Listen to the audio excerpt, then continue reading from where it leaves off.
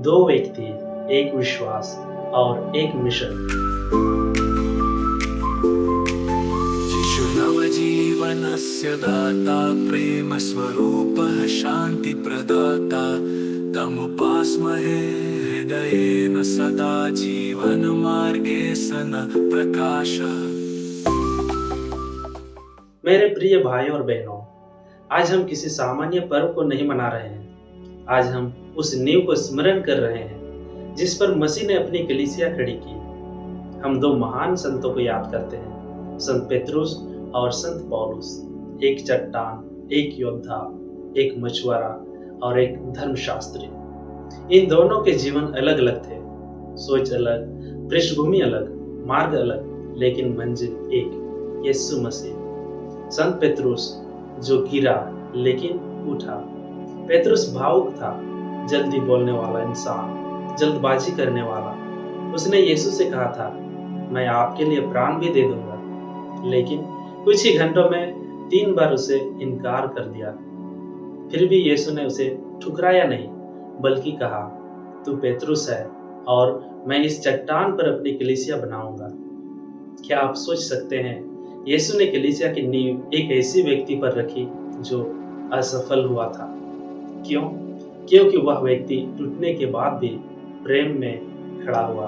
दूसरी ओर संत पौलुस सताने वाला जो सेवक बन गया। पौलुस तो यीशु के शिष्यों का शत्रु था। उसने स्तिफनुस की हत्या को समर्थन दिया। वह ईमानदार तो था, पर निर्दयी। लेकिन एक दिन प्रभु ने उसे घोड़े से गिरा दिया और उसे नया जीवन दे दिया। उसी व्यक्ति को यीशु ने चुना जिसने कलीसिया को तोड़ना चाहा था। उसे बनाया सबसे बड़ा प्रचारक। उसने प्रचार किया, पत्र लिखे, कष्ट झेले, कारावास सहा, सब कुछ एक नाम के लिए, यीशु मसीह। प्यारे मित्रों, हम इन दो महान संतों से क्या सीख ले सकते हैं?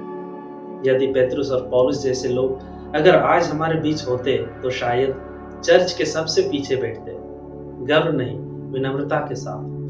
वे जानते थे कि वे परिपूर्ण नहीं हैं, लेकिन ईश्वर को पूर्णता नहीं, समर्पण चाहिए। अगर आप सोचते हैं कि आपका अतीत आपको अयोग्य बनाता है, तो पेत्रुस को देखिए। अगर आप सोचते हैं कि आपने बहुत पाप किए हैं, तो पौलुस को याद कीजिए। ईश्वर उन लोगों को चुनता है जो टूटे हुए हैं, ताकि वह उन्हें अपनी महिमा में बदल सके।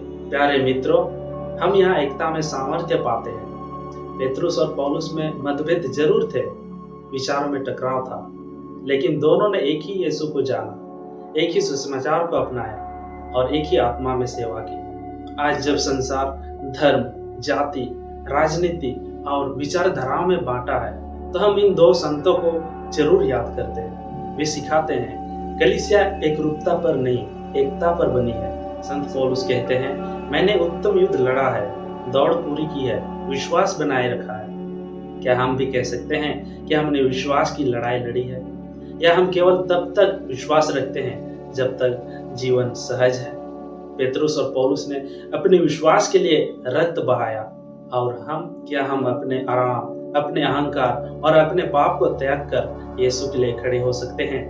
तो चलिए हम अपने आप से सवाल करते हैं कि हम प्रभु के लिए क्या कर सकते हैं। यदि कमजोर हैं तो चलिए प्रार्थना करते हैं। हे प्रभु यीशु, पेत्रुस की कमजोरी में भी तूने विश्वास देखा, पौलुस के क्रोध में भी तूने संभावना देखी।